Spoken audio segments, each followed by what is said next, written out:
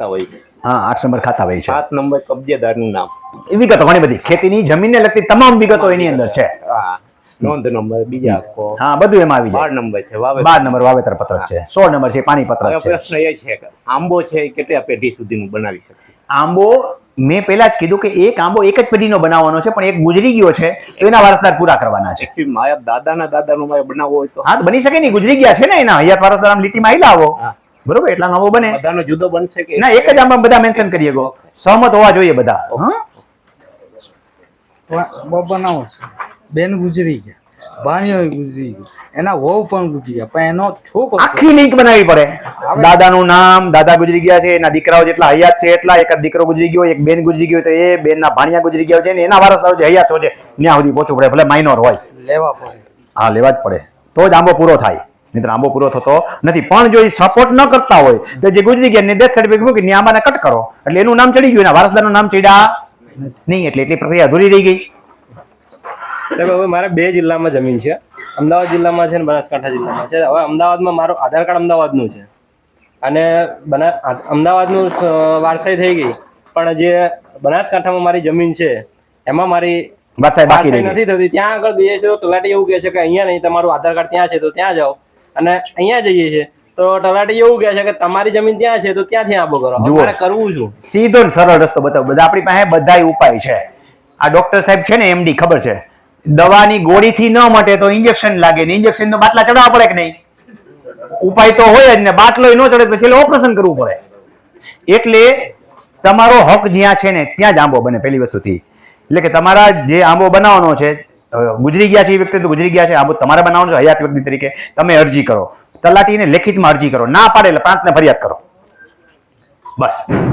બરોબર છે? આપણો જે અધિકાર છે ને કામ ન કરે શું કરવાનું? ભીષ્મ પિતામહ પાસે જવાનું. બરોબર છે? ડેપ્યુટી કલેક્ટરને ફરિયાદ કરો. એસડીએમ છે, સબ ડિવિઝનલ મેજિસ્ટ્રેટ છે, એને તમે ફરિયાદ કરી શકો એટલે તરત હુકમ કરશે જોઈને. અને તમે ખોટા હશો તમને કહી દેશે કે આ જગ્યાની તમે આ જગ્યાએ, એનો તલાટી હશે તો કહી દે આ તલાટીને કે આનો આંબો હરખું આવે તો ફોન કરીને કહે સીધો, લાય તલાટી નંબર દે, કાંઈ હુકમ નહીં કરવો પડે.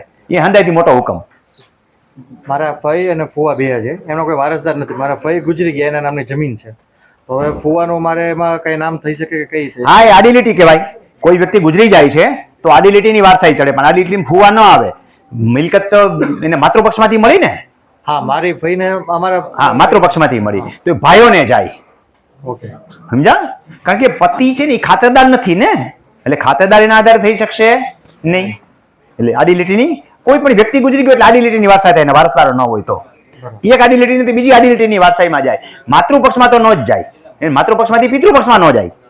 આડી લીટીના વારસદારો ઈ જ રહે. હા, માનો કે કોઈ ભાઈ ગુજરી જાય છે તો એની ઘરવાળી હકદાર છે, એના સંતાનો હકદાર છે, પણ દીકરી ગુજરી જાય છે તો એના વારસદારો કોઈ નથી તો આડી લીટીમાં એના ભાઈઓના હકમાં જાય. બરાબર.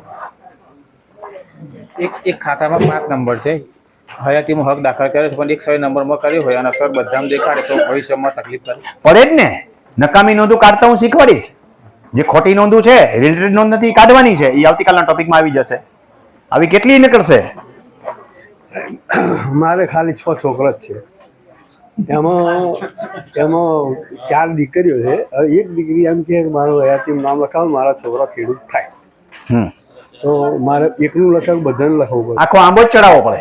તમારી પત્ની સહિત નો ઘરવાળી રોટલા ન દેતી હોય તોય દીવો ચડાવો. આ જ્ઞાન થાય ને કશું કોમ જ મારું ઉપર ચડી જાય ને એટલે નહીં કરતો. પણ બીજું એક છે, એણે એમ કહ્યું કે તમારા નામે જમીન લો પછી તમે મને દાખલ કરી આલો. થાય ને? હા, તો એ થાય. કટ કરો, ઉભા રહો.